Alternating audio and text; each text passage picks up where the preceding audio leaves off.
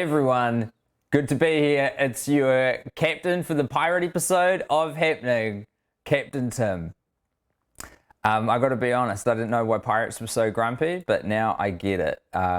It's the attire. It's very tricky to pull together, especially in a lockdown. I tell you what, this eye patch I've fashioned from a sleep mask that tries to block the sun out, and I tell you what, it's applying a lot of pressure on the eye. I don't know how feasible this is for an extended period, but I wanted you guys to know that I made the effort.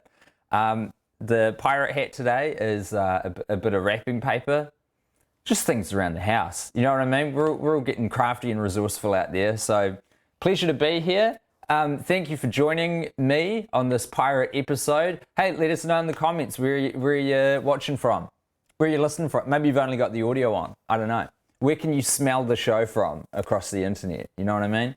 We've got a bloody packed show for you today. I'll say good morning for the Kiwis and bloody good day for everyone else. Maybe even good evening.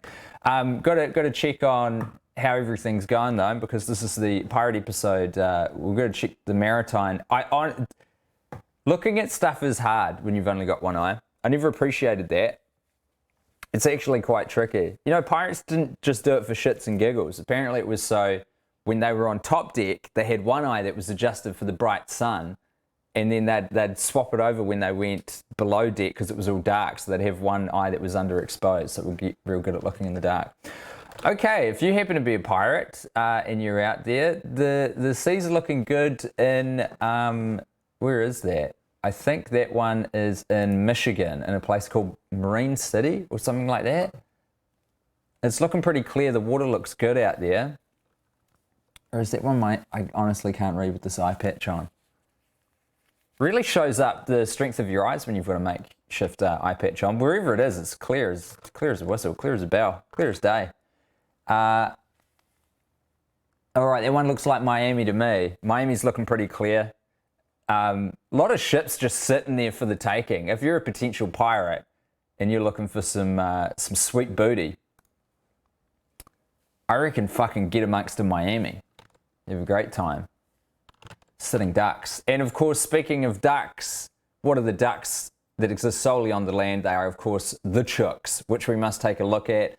Chooks are looking pretty happy and healthy to me. Having a peck. They look pretty well fed. Things are looking hunky-dory. We've got pirates tuning in from London. We've got Palmy. We've got a representative from Montreal. We've got Michigan. Emily, good to see you. We've got Grey Lynn. Oh man, isn't the internet amazing that it can throw an internet stream from across a neighborhood into another neighborhood?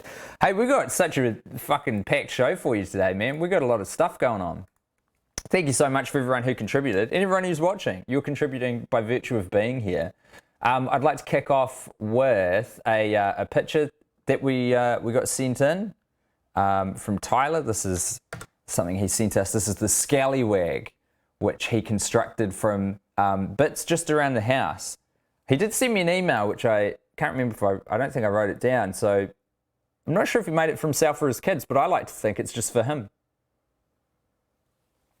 Not enough adults making their own pirate forts. That's the Skally Wag is the name of that fine vessel.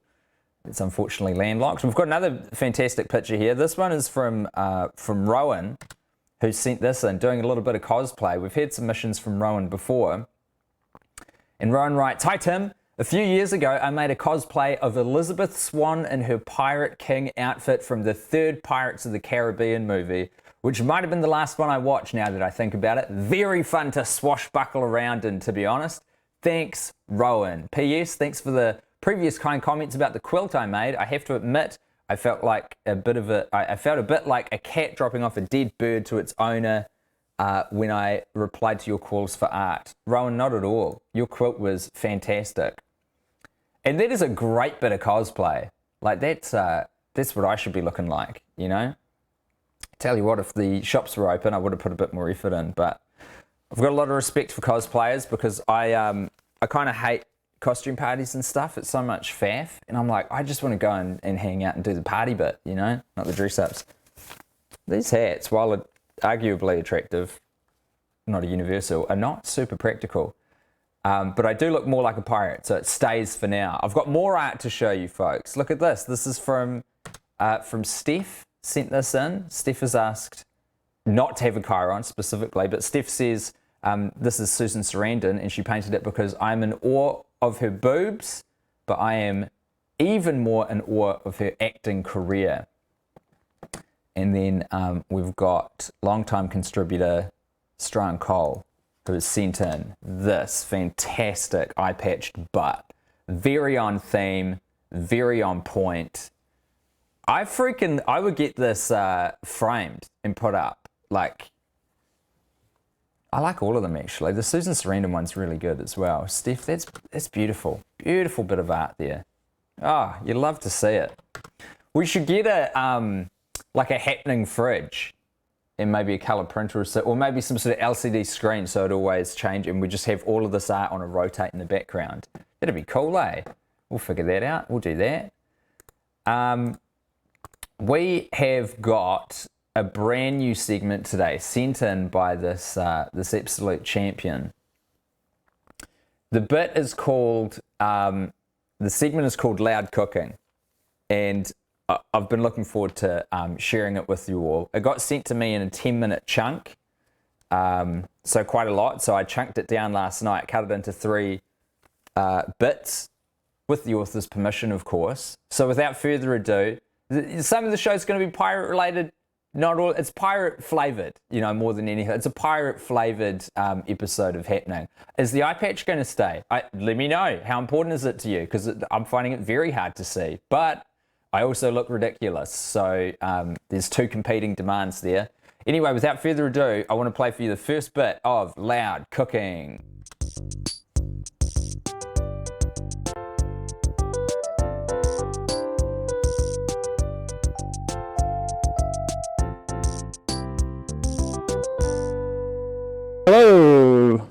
Hello, and welcome to Loud Cooking, the first of its kind.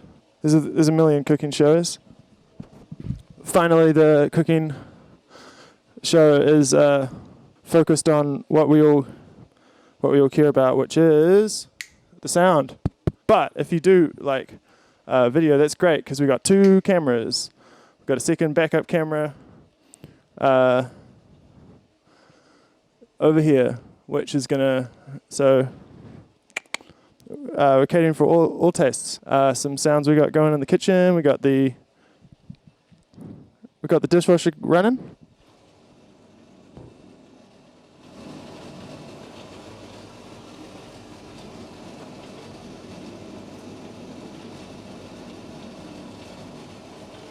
I think that's like about a.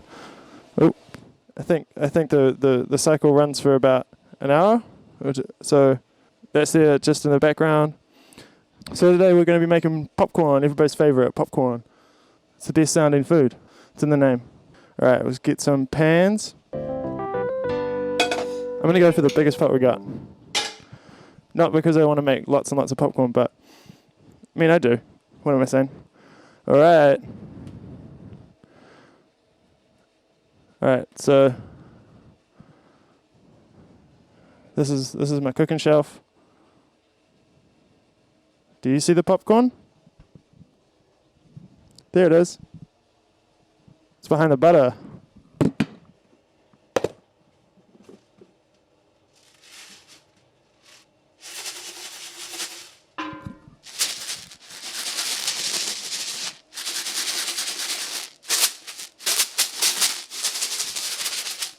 Great. All right, let's get this. Some people might say you should be having both hands for cooking, but they've never watched this show. It's not called safe cooking. There we go.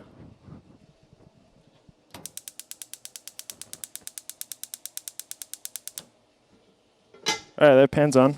All right, let's grab some olive oil. No sound.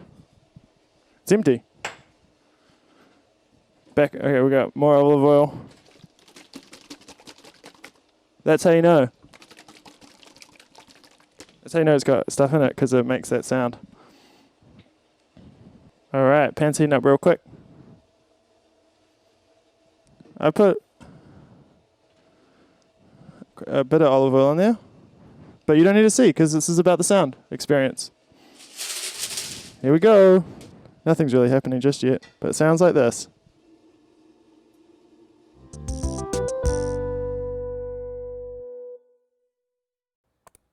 There's Callum Devin, absolute legend, with the first part of Loud Cooking, part 1.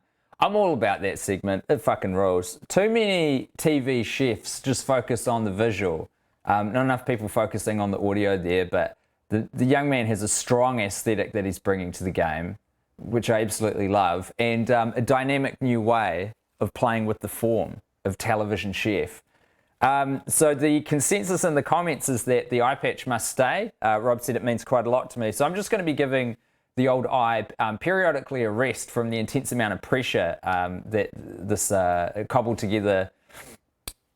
It's an eye patch right now, but what it actually is it's a sleep mask that I've put some safety pins in, and it's stretched just a little bit too tight around my head, and it's sort of applying a bit of pressure into my eye socket. But hey, the things we do for love. Now, I'm going to play this for you now, actually. So Callum, in addition to sending in this fantastic, what has become a 3-part cooking show, Loud Cooking, which we just saw the first part of, he's also a music video director.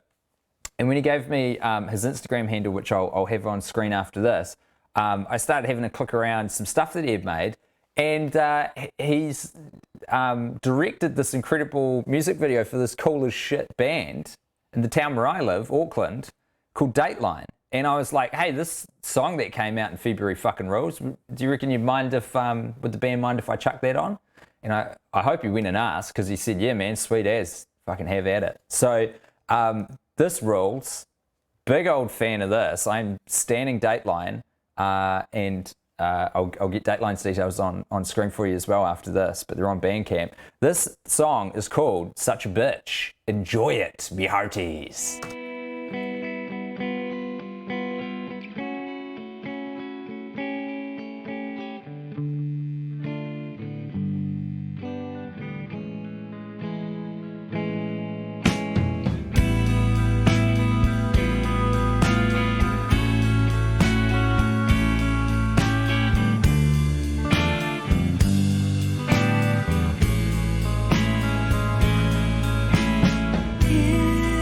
If I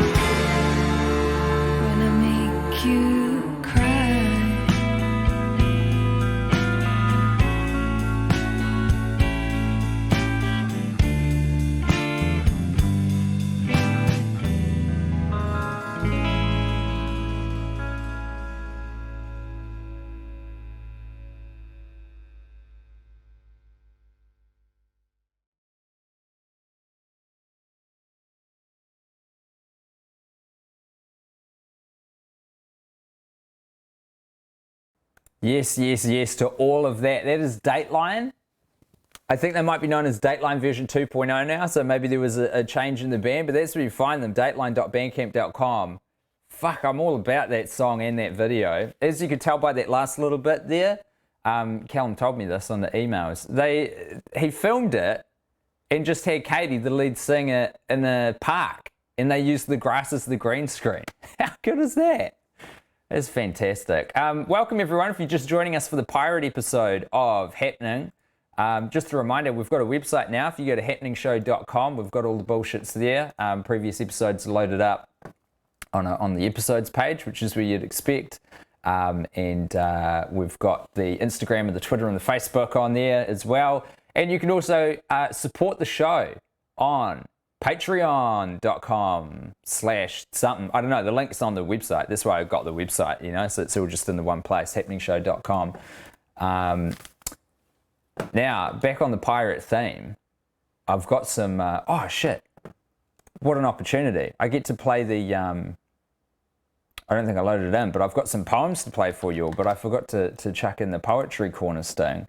And I tell you what, old pirate Timbly Wimbly is not about to miss an opportunity to play the fantastic artistic output of Thomas Cottle and Barnaby Frederick. Bet your bottom dollar on that. I'm going to be taking calls in a moment as well. Well, like if anyone cares to give me a ring. So if you're on, if you got Skype, have at it. Find Happening Show. It'll be the one with the logo. I think if you search by the email, it won't work because Skype sucks. But yeah, it's this is happeningshow@gmail.com is the email address. You can also send us your art there, but just try looking for some shit on Skype, see if you can find us. And if you do, find me a message and then I'll try and give you a ring. Because that's what the show's about. It's interactive, baby. I want to hear from you. I want to talk to you. Bloody comment section popping off. Everyone's loving that song. And rightly so. Got to support Dateline. All right, here we go.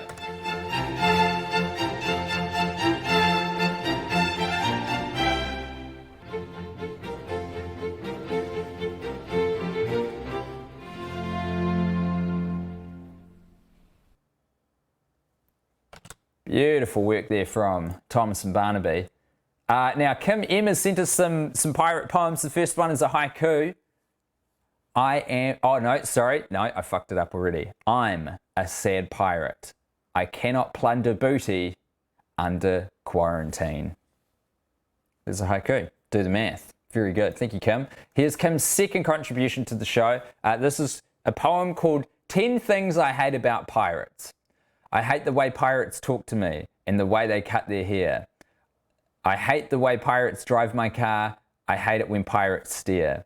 I hate pirates' big dumb combat boots and the way they read my mind. I hate pirates so much that it makes me sick. It even makes me rhyme. I hate the way pirates are always right. I hate it when they lie. I hate it when pirates make me laugh, even worse when they make me cry. I hate the way pirates aren't around and the fact that they don't call, but mostly I hate the way I don't hate pirates. Not even close, not even a little bit, not even at all. Beautiful. Art's just taking something that already exists and putting your spin on it, folks, and that's why we need to change the copyright laws. Speaking of a piracy-themed episode. So, how are we doing in the comments there, everyone? Everyone's looking good and happy. Is the song original? Yeah, man, well, as far as I know, that song's OG. It's not even a cover. Even if it is a cover, I'm still all about it. But I believe Such a Bitch is original content, which you love to see. The sting is pure class. Yeah, man, that intro on Poetry Corner. Let's play it again, actually, to close off the segment for now, because it's so good.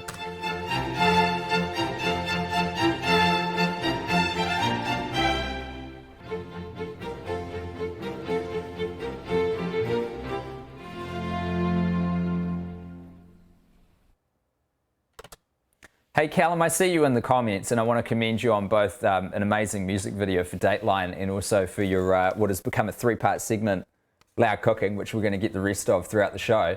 Can you remind me of your Instagram handle? I got a lot of fucking windows and computers and shit going on here, so it'd be great if you pop that up on screen, and I'll remind the good people of where they can find you.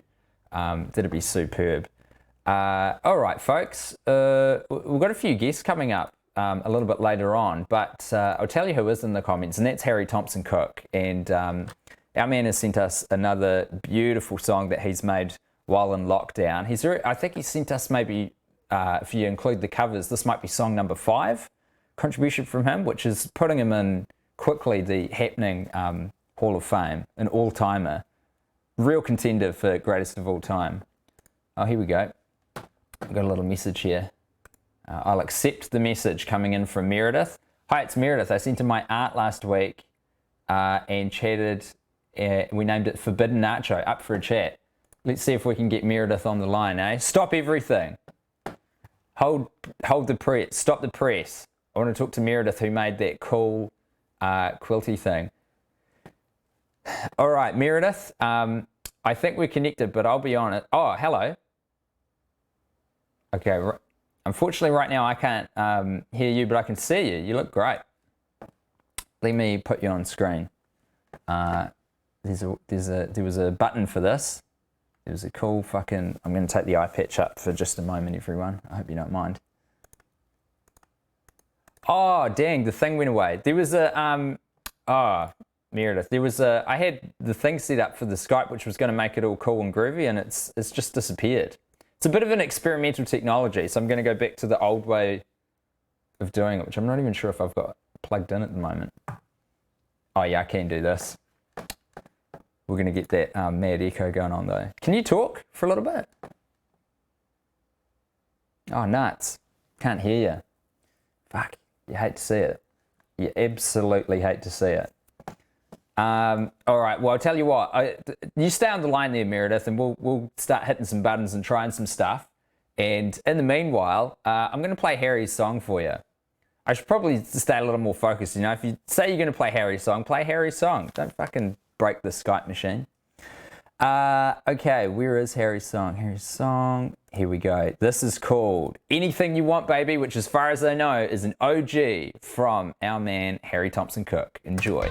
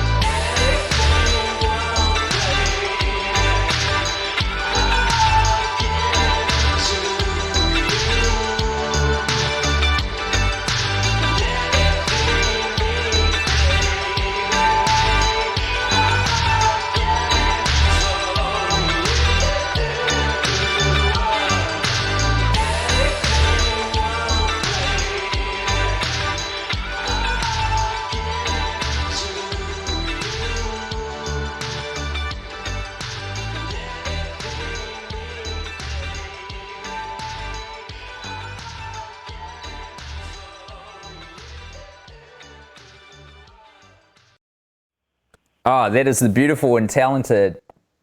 That is the beautiful and talented Harry Thompson-Cook. Okay. Oh, Meredith. Yeah.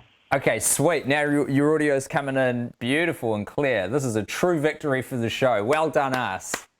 Yay.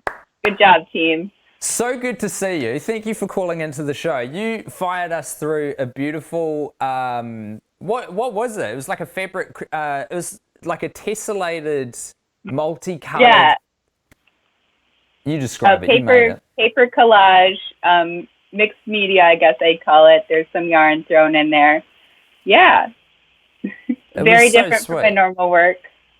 Well, tell us about your normal work, because that's why I wanted to have a chat to you. You're an art therapist, is that right? Yeah, yes, correct. I'm an art therapist, also a therapist or an artist of my own, fiber and textile art. So I do cross stitch, embroidery, quilting, anything that deals with fibers and textiles. I'm into it. That's cool. So working with paper is very different. I'm very interested about your actual occupation with the regard to the art therapy bit, because it's something that sounds real cool to me. Is it you know, the clues are we've got art, we've got therapy, we've got people doing creative stuff to help them emotionally and mentally. Is that right? Yeah, you nailed it, Tim. That's it. It's a mental health field. Use the creative in a process to help express and create change in your life. Yeah. Can you kind of go any emotion with it? Like, can you be angry and go all Jackson Pollock and just be, is that art therapy? Yeah, definitely. I have art therapy friends that have a whole room that they destroy objects in. Sick. Possibly out of anger. But yeah, tearing paper, also a good thing to do when you're angry or stressed. I've become very fascinated by the idea of 24/7 streaming live cams at the moment. And if we had like a smash room that we could just put a little webcam in that was streaming all the time, and people just came in and like smashed some plates and bottles and whatnot, I reckon that's art. That'd be pretty dope. Definitely. That would be amazing. I would watch that. You're in the States, right, Meredith? Yeah, I'm in Chicago. Chicago rules. I've only been there ever so briefly, but it's a good place. How's everything going at the moment? Are you surviving? Yeah, we're making it. Are you still at work? Yes. Are you an essential worker? I don't know what the different states that seem to be treating it slightly differently, but are you guys, you'd be pretty locked down in Illinois, I would expect. Yes, we are. So you're an essential worker, making sure people have art therapy. Yes. Where do you work? What kind of thing? Like facility? So I work at a long-term care facility for older adults. Gotcha. Shit, you are doing God's work, Meredith. God bless you. Hey, do you like pirates? You a fan of them? Yeah. I reckon they're cool, eh? You ever downloaded a movie illegally? I have. I'll put my hand up. Yeah. Can I ask you this? Would you download a car? No. Good on you. That's the correct answer. God bless. Hey, will you keep sending us art, please, Meredith? I'd really appreciate it if you just keep firing stuff in. Yeah, of course. I'm going to try and make those paper collages into a series. I sent the last show to a friend, and she commissioned an art piece from me based off of it. Amazing. Yes. Yeah. That is exactly what this platform is for. And we crowdsourced the name for your previous art, which was called Forbidden Nachos, I think. Or was it Forbidden Nacho? Yes, which was amazing. I love nachos so much. It was perfection. It was perfect that chat came up with that. Oh, that's great. Well, I like, because, you know, realistically, this is just me in my garage with a paper hat on. So it's so good to hear from real life people who are getting some joy out of the show, Meredith. Yes, it Do you makes my day. Share any message of joy with the listeners, both live and into the future?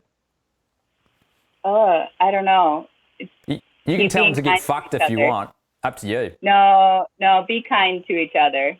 We're all trying to do our best. Here. I totally agree. It's been a delight to talk to you, Meredith. Keep doing what you're doing. Thanks, Tim. Take care. See ya. See ya. Ah, that's awesome. I love that. A, I love that Skype worked, and B, I love hearing from Meredith. Is that if we just got a beautiful, oh no, only I can see that. Look at this.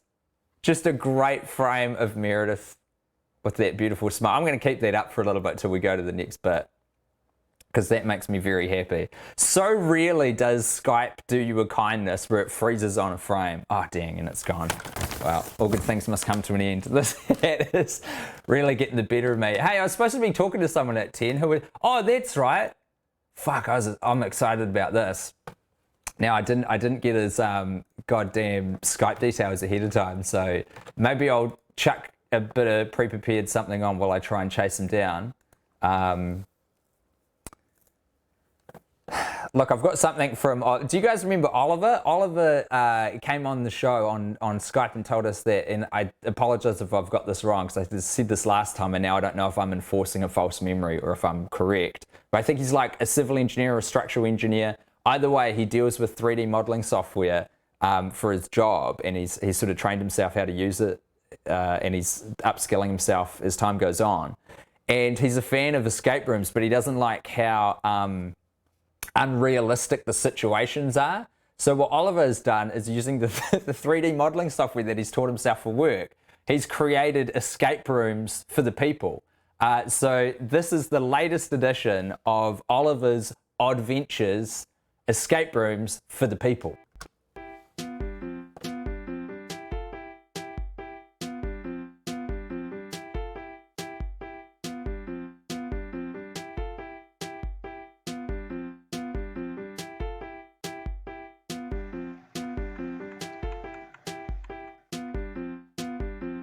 This escape room is a wedding. You must make small talk with up to 15 people who you have never met before and will never meet again. Each of these people gives you a key after your interaction, but only after you explain to them how you know one of the bride or groom and tell an anecdotal story about your time together. You need 10 keys to escape the room. Also, you are sober and have got the dress code slightly wrong.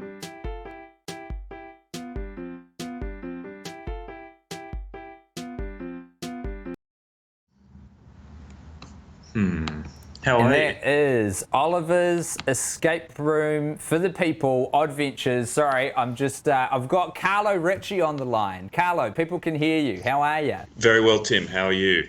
I'm very good, thank you. Yeah, just try flicking your video on and off and we'll see if that works, because I'd love to see your handsome face. I miss you, buddy. I miss you too. It's a strange age that we live in, isn't it, Tim?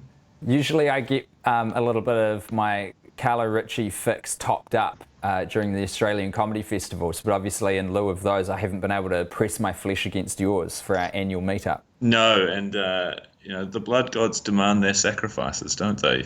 They certainly do. I really hope we get this camera working, because I put a lot of work into my outfit, Tim. Oh, fuck, are you serious? I mean... This is critical. This is absolutely critical. Well, I mean, I don't want to be a dick about it, but I did have another Skype call where the video worked moments ago. So I saw Meredith.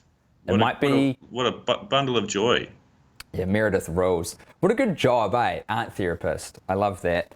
I saw somebody in the comments mention that I believe there's an art therapist in Piracy. Yeah, that's right. Have you not seen it? Yes. Okay, hold on, Carlo. Let me get my ugly mug out of the way so we can get a bit more of what we came here to see.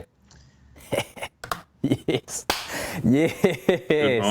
Good morning. Oh boy, just when I thought you couldn't get more handsome, you put a suit and a tie on. It's the headphones that really bring a suit together, and it's sadly dropped out of the tradition.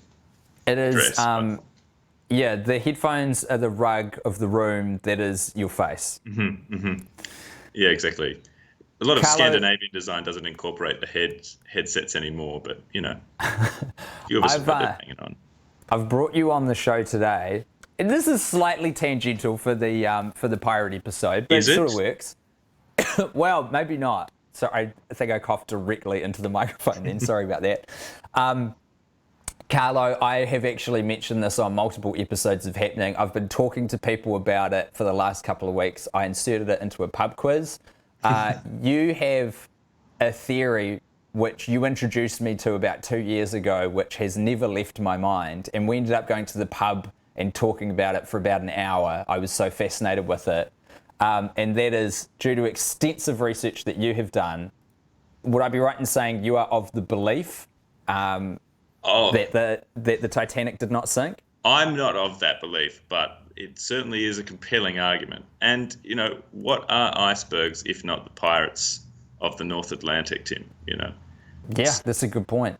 But I'm not a strong supporter of it, but it certainly does make you scratch your head, this theory. Maybe this is how cults start, because you have, just with your abundance of knowledge, but maybe not abundance of passion, you've imbued me with passion, and now I'm telling everyone the Titanic didn't actually sink, because Carlo told me. But Carlo, let's pretend like I've never heard this before. Let's bring people into the fold. Start from the beginning.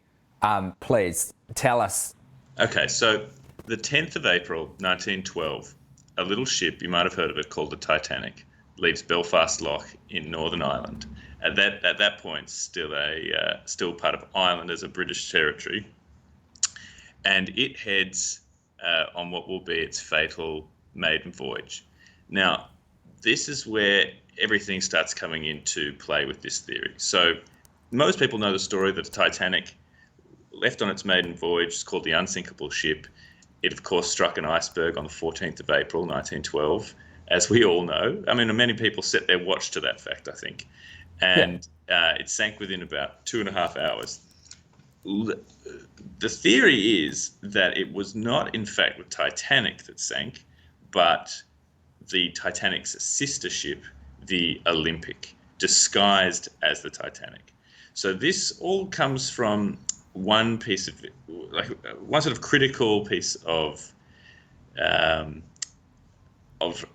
evidence, and then a lot of sort of conjecture. The main piece of evidence is that the Olympic, a year before the Titanic sank, was in a naval collision. That is, it collided with a vessel in the British Navy. So, the Titanic did you say? Sorry, the Olympic. Oh, the Olympic, gotcha. So Titanic was a sister ship. It had, in fact, there were 3 ships, the Titanic, Olympic, and Britannic. These are called the Olympic class liners. And how similar were they? Were they like pretty much the same ship that they just made over a few times? Britannic was a little different, but Olympic and Titanic are almost identical ships. They were built side by side. Oh, you got to go to where they launched the ships, Tim. It'll just, a tear will slide down your cheek as the cold North Irish wind blows off the loch. I'll just be screaming Danny Boy at the top of my lungs, off key, into a loch. Yeah, and they'd love that in Scotland, Yeah. if it carries that far across the sea. Yeah. So they're very, very similar. There are a couple of differences between the Olympic. Like a Scotland and Ireland, if you will, of ships. Yes. That's similar. Yeah, very different histories, languages, but at one point they did come out of the same place. Okay, so we've got the 2 ships. So the Olympic has a naval collision. Yeah, so the Olympic, it collides with a ship called the SS Hawke, or the HMS Hawke, I think it was. RMS? Yeah, I don't know how naval vessels are. Oh, okay. Royal They're Majesty's different. Service Gotcha. and then His Majesty's Service. I don't know what the definition is. Anyway, the Hawke is the name of the ship. So as the Olympic is going along, ships create a huge amount, they obviously create a lot of displacement in the water that they're moving through. And I think this is due to the Bernoulli effect, is that when you have something moving through a liquid or gas, it causes a shift of pressure perpendicular to the direction of travel. Okay. So just, keep up. I am. I'm taking notes. You so got me. The Olympics heading along, and it causes this decrease in pressure. You're describing a wake. You're throwing a lot of good words out there, but what you're describing is a wake, right? Well, I think wake is actually behind the ship. Oh, okay, This is side. This is the side of the ship. But okay. I mean, I don't know. It could be wake, and we've solved it. So that causes the SS Hawke, which is moored, to start getting dragged towards the Olympic. Its lines snap, and so it comes across and collides with Olympic, which causes a huge amount of damage to the Olympic superstructure. Notably, the whole ship starts to list slightly to port. It sort of permanently damages the structure. Now, ordinarily, this wouldn't be a problem because massive ocean liners are insured for vast sums of money. But if you collide with a Navy ship, the Navy doesn't pay insurance claims because you've collided with the state. It's kind of your fault, I guess. I don't know how. Sure. No, that sounds right, especially in the early 20th century. We'll go with that. It's like, if you're running afoul of the army, I mean, what do you want to start a war here, Olympic? Yeah, exactly. Yeah. So it's now a damaged ship. It has no insurance coming in to repair these damages. So it's a bit of a lost cause. And now the Titanic is the identical ship is about to be launched. So the idea is there's this scheme in this theory, which is that you'll want that eye patch on for this next fact. I just got called out in the comments for not having it on. I see. So you go. Is that the Olympic gets switched with the Titanic with the idea that if they can sink the Olympic under the name of Titanic, then you will be able to collect a full ship's insurance policy, and the result is you'll have one new ship that's completely fine, and the money worth of a damaged ship. For sure. So that's the crux of this theory. The actual machinations are slightly more complex. They kind of come down to a number of windows that may or may not be present on the wreck of the Titanic. Wow. Okay. Yeah. So the major difference between the Olympic and the Titanic, other than the very significant ones, which I'll get to at the end, because we don't want to blow our load too early. Absolutely. So the big difference with the Olympic and the Titanic is this set of shuttered windows along what's called the Café Parisien, which is an a la carte restaurant on the Titanic. Now, the Olympic doesn't have these shutters, but after several months of being in operation, the company director, Bruce Ismay, was sort of got a lot of complaints from very rich people saying, this huge amounts of air and wind coming into the cafe aren't particularly comfortable for the guests. And we can all understand that. So they shutter the deck in, basically. And these become called Ismay shutters, I think, or Ismay blinds. So they actually installed a structure. It wasn't just a case of like shutting a window. They had to add these shutters in where there were no shutters before. Exactly. So a whole new framework has to be put up, and these become, this is the early 1912s. They're going to do it right. They're going to have beautiful little detailed metal work. It's the Titanic, baby. No expense spared. You don't mess around. This thing's going to sail forever. Yeah, exactly. It's unsinkable, I tell you. People are going to be riding this baby in 100 years, Yeah. So they put a lot of work into it, and that's one of the major differences. And then there's a porthole difference on, I think it's C or D deck. There's two portholes which are slightly different in the Titanic build. Why are they different? Lost to history. I should track it down, but I just really didn't do it. It was over 100 years ago. Maybe that small detail has been lost to the sands of time. Yeah, but exactly. What we need to know is that there is that small structural difference between the two sister ships. Exactly.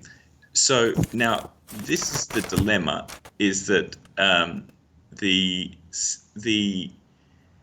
way that the Titanic, it's just leave it, much like the Titanic, gone. Keep going, Carlo, please. I am honestly, if there was any more edge that I could get on between banging my knees, I'd be on it. I'm riveted. All right, this portholes. Keep going. So now the Titanic. This is another argument. I don't know how much time we have here, Tim. I don't want to take it. This isn't network television, man. This is the whole point of this, is that the truth can come out. Give it all to me. Man, you don't want us to get this shut down, man, because we're going to get some real truth here. I actually made a chiron for you describing you as Carlo Ritchie, Titanic truther. Yeah. So I'm ahead of the game. Anyway, okay, let's keep going. Ice can't bend steel beams, man. I need the juice on this. So we have to take a little bit of a pause and talk about. We're going to talk structurally, and then I'll move into the sort of more spurious evidence for the Titanic. Should we put segments in between your chat, and this should just be the rest of the episode? Yeah. Well, how much time have you got, Carlo? I mean, it's 8:20 a.m. and I'm wearing a suit. Well, why don't we do that just to break things up a little bit so we don't blow people's minds too much, you know? So what are the key takeaways from part one, Carlo? We've got that the RMS Titanic and Olympic were near identical sister ships built simultaneously to almost identical plans, with the exception of some portholes that look different. There was also a cafe, which was on the Titanic, right? On the Titanic has shutters that the Olympic does not. Gotcha. An extra level of windows. We also know that the Olympic was involved in a crash with a naval vessel for which it would not be able to receive an insurance payout for what was presumably a fucking expensive, bit of marine equipment. Huge amount of structural damage, yes. Yeah. Okay, sick. Well, before we get to part two, I'm going to play part two of Loud Cooking. This is really cool. If you can see this, Carlo, I recommend you watch. It's bloody good. Enjoy. This is from Callum.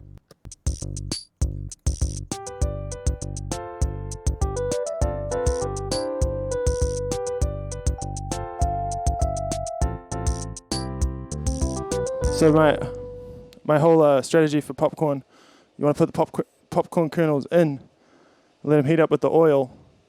Some people do the test pops. I used to do the test pops. It's not important. You know what popcorn sounds like. Let's get that popcorn in.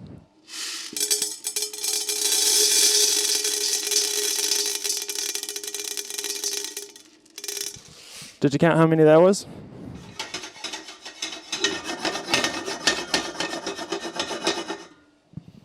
Cool.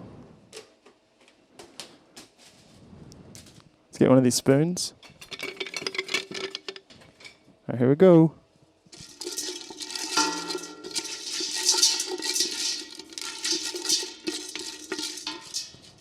That sounds great. All right, now I know what you're thinking. Forgetting the most important part, which is a lid. These are prescription glasses. I can't really see. All right, so, yeah, that's still on.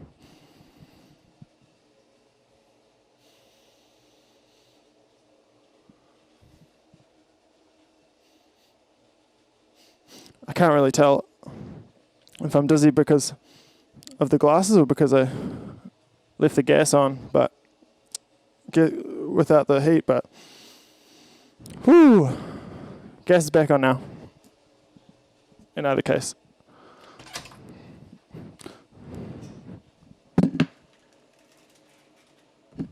Oh, I'm getting the sound. Can you hear that?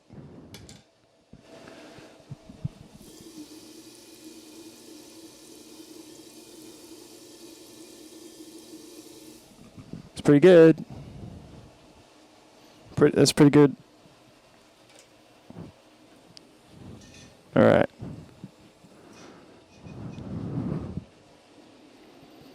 So this is the lid situation.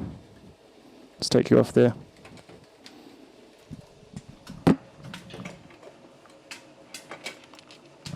Oh!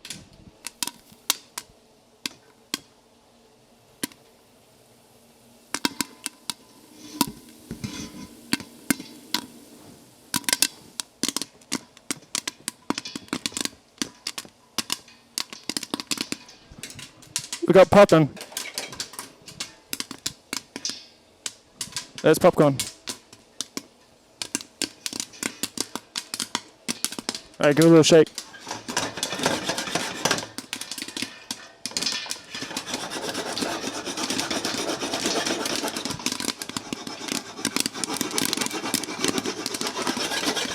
Making sure those loose kernels are at the bottom.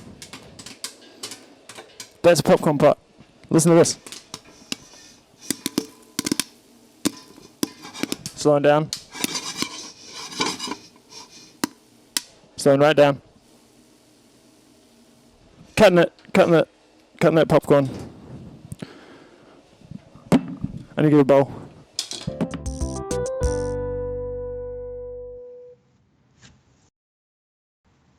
That is Callum Devin with Loud Cooking. That's part 2 of the 3 parts we've got. Right now we're joined by Carlo, Ritchie.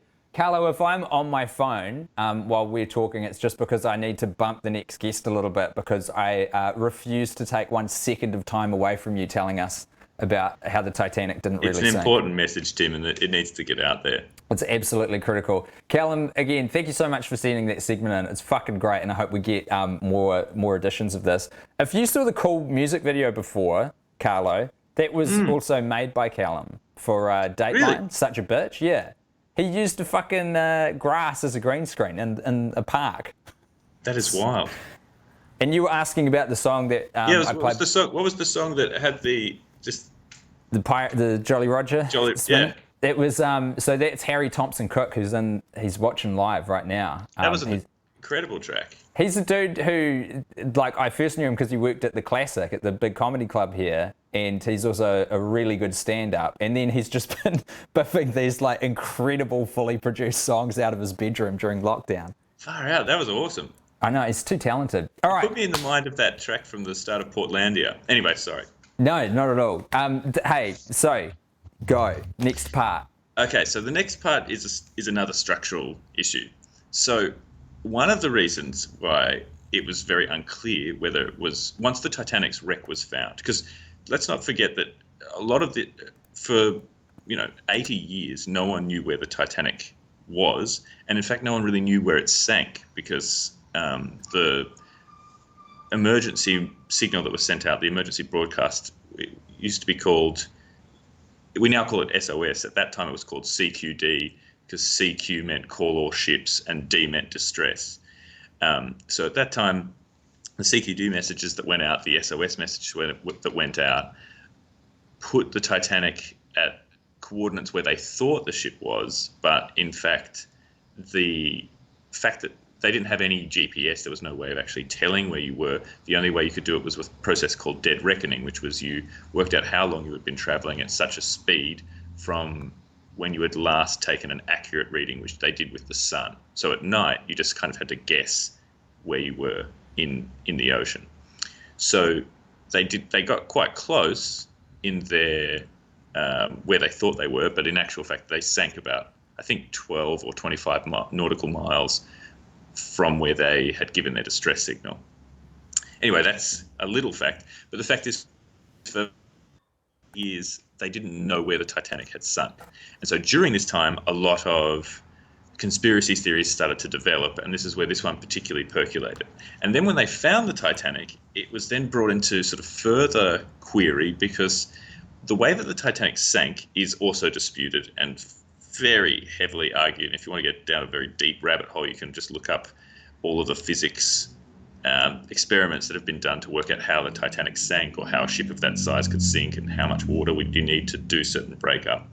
In the film, they use the version where the bow comes up and the ship snaps in half. They've now been able to demonstrate James Cameron, as they call him. As you call him. Jim did an experiment where they built a replica Titanic. They got engineers to build it with the same structural properties down to micro specifications. Like so to every scale. tiny little beam, scale to scale, but also to scale physics. So right. Every partition and wall had the same physical properties, basically, or would demonstrate the same physics when scaled up. And they worked out that the ship could either break in half and therefore the bow did not rise, or it could stay intact and the bow would rise. So the two things can't happen together on the surface. So that kind of really put a pretty big pin in Jim's film. And I don't think he'll ever forget that one. But that's regardless of that, the fact is that it sank stern first, right? So the front of the ship sinks first. Now, what that means is that the stern gets an incredible amount of speed, and so when it hits the bottom, it kind of collapses in on itself a bit like a car hitting a wall. It's with the crunch sign. Yeah, exactly. And from the top, like a concertina, So it lands like this, so that the structure is still fine, but the top just sinks a little bit, which means that the deck where we would expect to see Cafe Parisian is sort of crushed.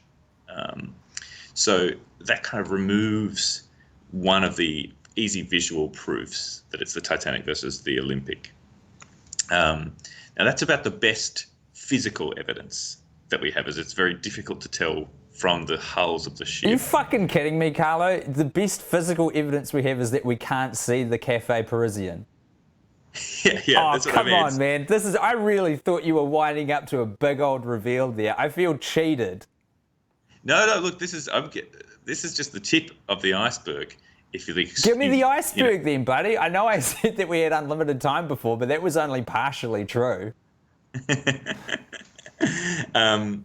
So that's all. That's just us dealing with the structural side of things, right? Yeah. So now we get into the human element, and that's where it starts to get much more interesting. So Titanic was financed by one of the richest men in the world at the time, Benjamin Guggenheim. Should we log this as a portion? Will the net? Oh yeah, we could do this as a portion. Yeah. Okay, cool. Let's do this as a portion. I'm going to hang up on you, Carlo, and I'm going to ring you back. Is that okay? Because I've got to get someone else on Skype. Thank you very much. But genuinely, this is my kind of shit, and I think people are enjoying it. This is very good. And the fact that we're about to get to the human element excites me to no end. So we'll chat to you very soon, okay? All right, talk to you then. Okay. The concluding portion of this fantastic story. In the meantime, let's give our brains a bit of a rest from the Titanic truth that Carlo is dumping on us and hear a beautiful song. And then we're going to get some movie recommendations to do with pirates on this pirate-themed happening from a true blue professional movie reviewer and a good mate of mine, Dom Corry. So here is a cool song by Rêver. I hope I'm saying that right. It's got some crazy characters in the name. But bloody wrap your ear holes around this.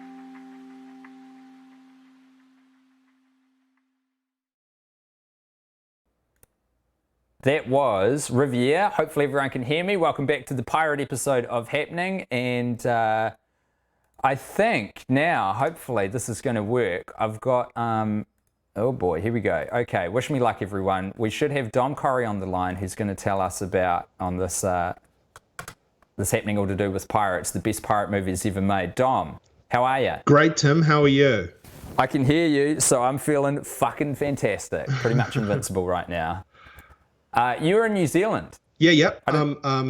Came down here to ride out this crazy scenario. America was getting a little hot. Bit of a leadership crisis. Don't know if you've noticed that. Yeah, dude. Maybe there needs to be a mutiny within the government there in the States, but we don't need to get into all that. We're here to talk to you because you are a man consumed by cinema. You bloody love the movies. I do. I love eat, films. Breathe and shit films, don't you? Yes. I sweat them too. What are the best pirate movies that have ever been made, Dom? Well, any discussion of pirate films has to start with a 1935 film called Captain Blood, which was the film that made Errol Flynn a star. Are you familiar with Errol Flynn? No, I only know Errol Morris. Errol Flynn was kind of like the Tom Cruise of the 30s. He was this very popular, dashing leading man, Australian, in fact. And Captain Blood is interesting because it kind of doesn't conform to a lot of the pirate tropes we know. It was about a doctor who gets wrongly convicted in the 17th century and sort of goes off to become a pirate because he's like, well, screw the system. I'm going to go off and do my own thing. And it's a wonderful entry point to 30s cinema because it's really entertaining and really action-packed, and Errol Flynn's amazing in it. And it's, you think that action, adventure, fun movies didn't come around till much later.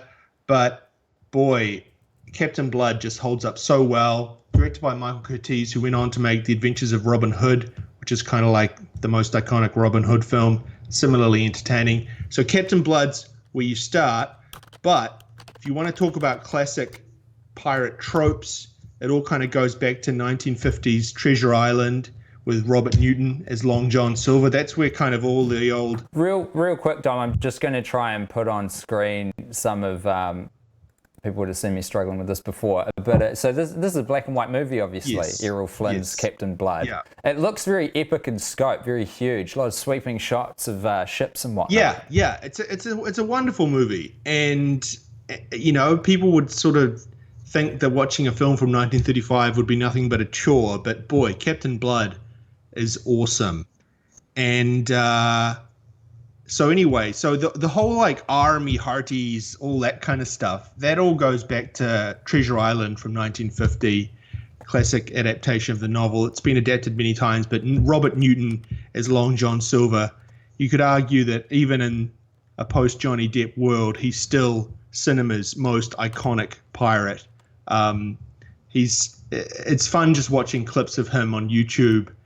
His performance seems like a caricature now, but it's because, 5 generations have been imitating him since that film came out. Yeah, right.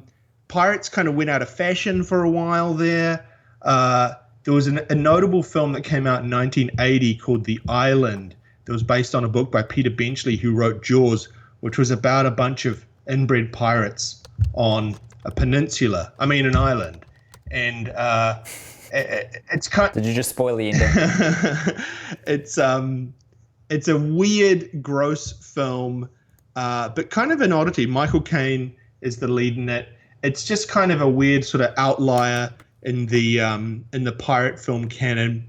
Getting into the 80s, in 1985 we had The Goonies, which for me was my entry point into the world of pirates. But it's notable because the main pirate in it is long dead and is a kind of a mythological character more than a on-screen character. And I think that was where we were at in the 80s with pirates. We weren't kind of ready to see them front and center in a film. And that was most obvious in this big debacle of a film that came out in 1986 called Pirates, creatively titled, directed by Roman Polanski, a long since Yeah, long since cancelled film director. The most notable thing about Pirates, the 1986 one, is that Walter Matthau is the main character, and there's few actors more suited to the aesthetic of a pirate than Walter Matthau. You know Walter Matthau, How old was he at the right? time? Did he always look like he was grumpy and 56 years old? Like, has that just always been his aesthetic? Yeah. Young Walter Matthau, he was never kind of, a sprightly young fellow. He always kind of had a grizzled quality, and that suits the 1986 Pirates film. But that began a sort of a mini trend of Pirates films bankrupting companies. This was a film that went massively over budget, was a huge flop, and then a similar thing happened in the mid-90s with a film called Cutthroat Island, which isn't actually that bad, but it was a big budget attempt to say, right, we're bringing back the pirate film. Gina Davis was the lead. It was supposed to star Michael Douglas. He dropped out at the last minute, and they brought in Matthew Modine, which is kind of a change in vibe there. And it's kind of an interesting film. It's directed by Rennie Harlin, who I love. He made films like Die Hard 2 and Deep Blue Sea and The Long Kiss Goodnight. He was actually married to Gina Davis for a while. And Cutthroat Island was a film that cost a lot of money and made very little, and sent a lot of people to the poorhouse. And so Hollywood wasn't interested in pirate films for a while until, of course, 2003, when we got the first Johnny Depp Pirates of the Caribbean film. The key thing here to note is that this was an adaptation of a Disneyland ride, And the other key thing was that they brought in supernatural elements, which I think is why that film worked so well. I love the first Pirates of the Caribbean film. Johnny Depp's so good in it. And by bringing in ghosts and monsters and zombies and stuff, it's not zombies in the first one, it just kind of... There's zombies later on, Yeah, it sort of... Pirates went from being something that were a nice idea but we didn't really want to see, into something that we're like, oh my God, this is the new Star Wars or whatever. The weird thing about those films is how forgettable the sequels are. They spent so much money on the second and third one, and they made a lot of money. And actually, the second one had some amazing CGI in it with those like crustacean characters who were sort of, half squid face and all that. Davy Jones, mocapped by Bill Nighy. Interesting films, but so sort of forgettable. The fourth one, I have a slight soft spot for. That's the one where they brought in sea nymphs, like sort of evil mermaid types. Not that amazing. And then they made a fifth one, and I can't even remember a single thing that happened in the fifth one. Well, I wanted to quiz you on this. Tell me what one I'm remembering. I went to it at the movies, and the only thing I remember from it is that Johnny Depp had completely checked out of the franchise. And I remember him running, I think, over the top of a lot of buildings that were like collapsing. That sounds like the first one. No, it's like third or fourth. I think you're describing a kind of set piece that there's a version of in almost all of them. Right. Oh, okay. So this was a terrible moment for me to pick and remember at large. Hey, someone in the comments has also said Hook, 10 out of 10, which is, a real fan favorite in the pirate cinema canon. Yes, Hook is Steven Spielberg film from 1990. That's a weird one. It was kind of famous for having one of the biggest sets ever built. Dustin Hoffman playing Captain Hook in that. And I always remember feeling like that film felt quite set bound. The Lost Boys sort of have fluorescent colors in their hair, and it just never quite felt tangible and real, which I guess is a good example of what at the time in 1990 we didn't want sort of a gritty pirate. We wanted sort of a theme park version of a pirate, which is kind of what Hook is. I think you're in the minority there, Dom, because that movie is beloved. Yeah, I don't hate it. I'm not a Hook hater. I think I was at that age when I saw it where I was just too old to buy into it, and I was like, I'm going to be cynical about this film, and because I'm a grown up and I eat olives now and stuff. I eat olives now. I can't enjoy both hook and olives. So I'm going to pick one. Hey, another contribution of the Disney Pirates franchise to the cinematic world was that it, of course, birthed the 2005 porno Pirates, which was the, if memory serves, the first ever pornographic movie to cross the $1 million production budget threshold.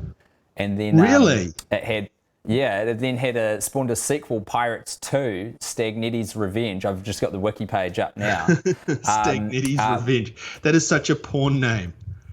It had an even bigger budget of $8 million and is considered the most expensive porn film ever produced. $8 million for a porno?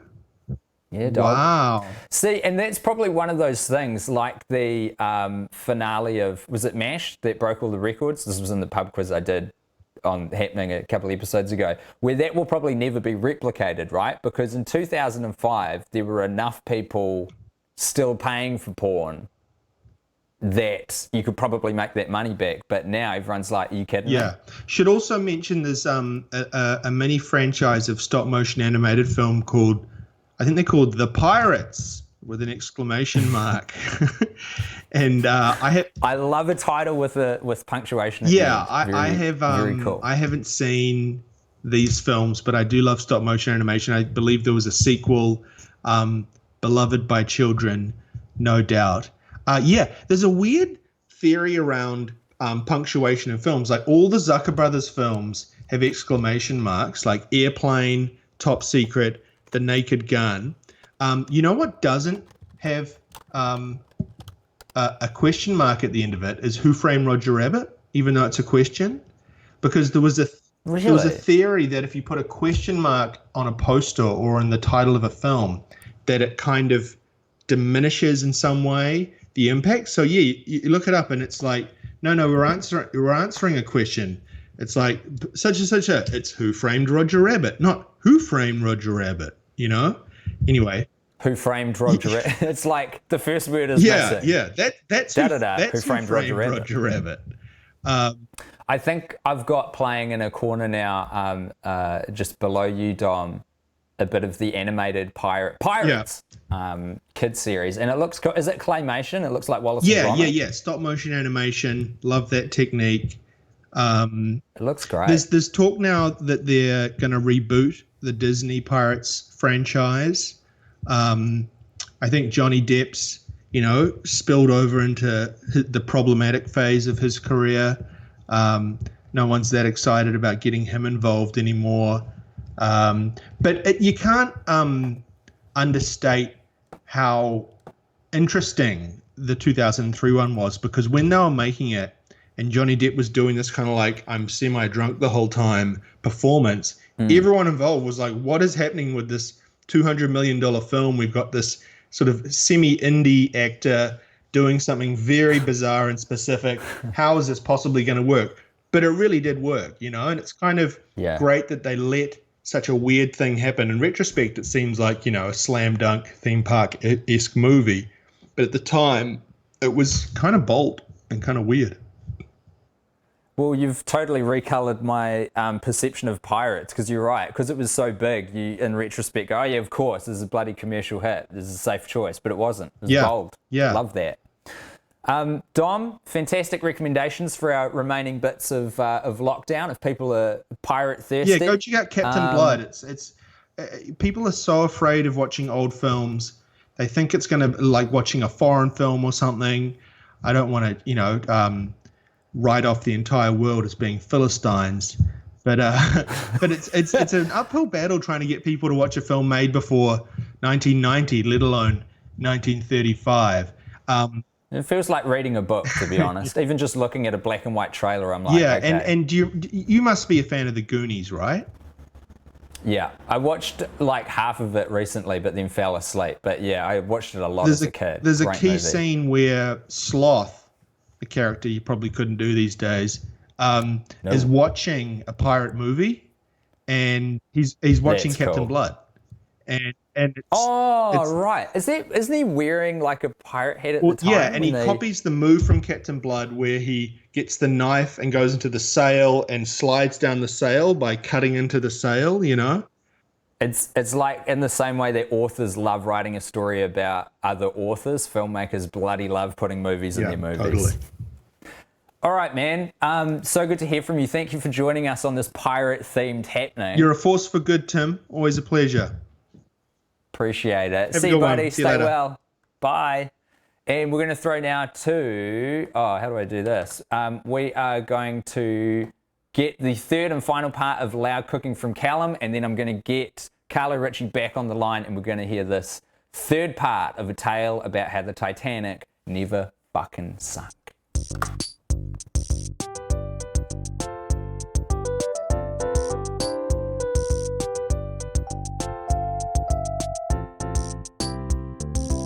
That popcorn needs to come out right now. Hold on, I'm putting it down.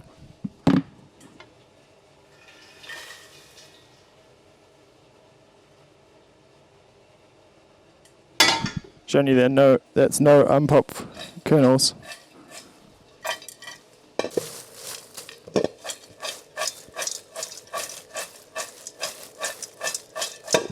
All right.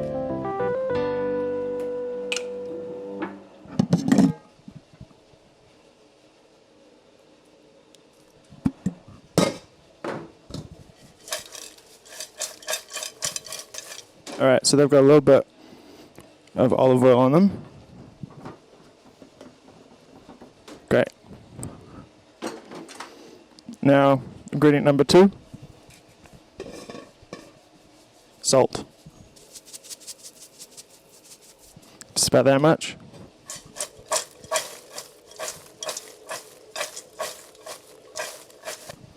Some people would say to not oversalt your popcorn. I wouldn't tell you that. Live your life. We got white pepper. I like to call it secret pepper. Everyone's like, oh, what's on this popcorn? That's not just salt, but I can't see anything else. It's white pepper.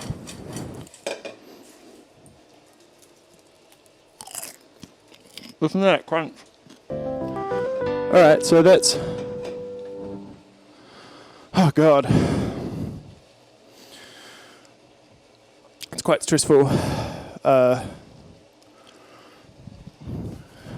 trying to cook with one hand.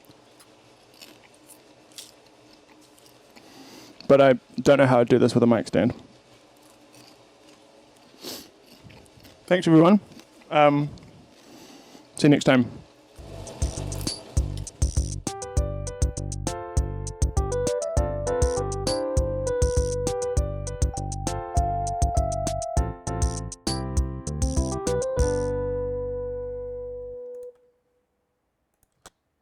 That was the final part of Loud Cooking for this episode. Hopefully we get a lot more with Callum, Devin.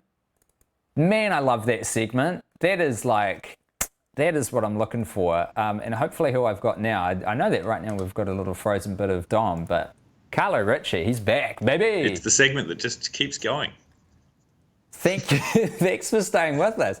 Mate, you know this is genuine. I'm enthralled I'm very by glad this. to. I've been talking to anyone who will care to listen about your information on the Titanic. So can you give us a brief synopsis of what we've learned so far? And then take us to the people element. So the Titanic was built concurrently with a sister ship, the Olympic. The Olympic was launched before Titanic. We had significant structural damage from a naval collision, was unable to be insured. And the conspiracy is that they switched the Titanic and the Olympic while the Titanic was coming out of dry dock.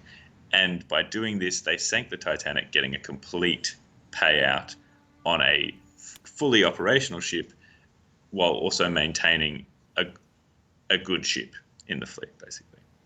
There's very little physical evidence to support that, though. Okay. And but there is a lack of evidence to disprove it, and that the Cafe Parisian was so crushed we can't discern whether or not they had the shutters on that you were talking about before. That's right, in the bow section. And I did get bow and stern confused before, and I apologise for the people playing at home getting a bit... Okay. Very good. So now let us get into the human Yes, element and of this I just want to escapade. have a briefly mention from the chat. Someone mentioned Violet Jessup there, who is an interesting character. So Violet Jessup was on board the Olympic when it when it collided with the Hawk. Then she was on the Titanic when it sank as a stewardess, I believe. And then she got a job as a nurse during the First World War on the Britannic, which was torpedoed and sank. So she was on all three ships when they had their major disaster, and two of them sank. She survived all three. Wow. I'm going to get her on screen just in the bottom there so people can see who we're dealing with. We've got a black and white photo of a sort of, Nurse Nightingale type. Yes, and, a lot of people are suspicious of the fact that she went on to start the Second World War single-handedly. So now we're getting into some shit, but let's stay the path. So the human element of this conspiracy. So the first begins with people who didn't get on the ship, and the second concerns people who were involved on the night of the sinking. So the first is that there are a number of very prominent people who had tickets who did not board. Among them chiefly was JP Morgan, who was at that stage one of the richest men in the world. One of his big competitors in the business world, or in terms of financial strength and capital, was Guggenheim, who did board and die. JP Morgan, hugely wealthy, influential person, was meant to board the ship. He was also the owner of the White Star Line and was the person who would have received the remuneration should the insurance have come through. Well, not him directly, but his company. And at the very last minute, he didn't get on board the ship, which people believe is Who, JP Morgan didn't, even though he had one of the most expensive tickets on the ship. So his suite remained empty. Has there been any explanation as to why he bailed on it? The explanation he gave at the time is hazy. He said sometimes in some reports, because this is the great thing about this time, right, is that nobody could read a newspaper in Paris on the same day as they were reading a newspaper in the US, so that news would take so much longer to get anywhere that people just didn't they just kept changing their stories. So he told one newspaper that he was sick. He told another newspaper that he was late getting from a train. Like there were all these different theories. But that's also a little bit skewed because there's a chance that he was having an affair with somebody in France. That's a rumor though. And in case JP Morgan's going to try and shut us down, I don't want to be taken down for slander. All right, fair enough. Anyway. So that's the sort of most high-profile person who was meant to go on the Titanic but didn't. There were a couple of others, notably like Marconi and things, but he's sort of the interesting one because he stood to gain from the Titanic, from the Olympic sinking as opposed to the Titanic. So if there was a conspiracy to switch the ships, he directly gained from it.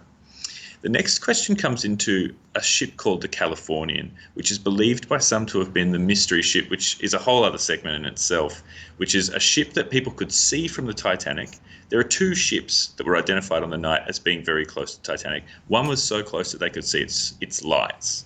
And no one really knows what that ship was, why it didn't come to help, and why it was so close but seemed oblivious to the Titanic's many warnings, many distress signals, etc. Most people believe it was the SS Californian, which was a ship owned by the Leyland Line, a competitor.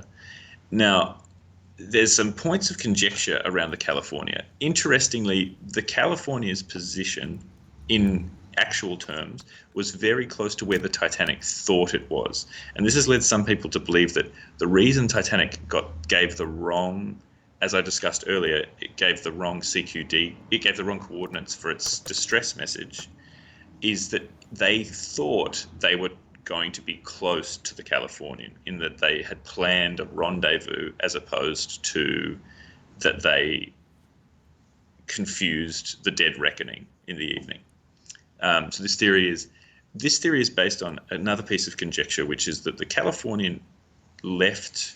At the time, there was a quite heavy coal strike, and so there was a lot of reason not to be at sea. If you had ships that didn't need to sail, it was hugely expensive.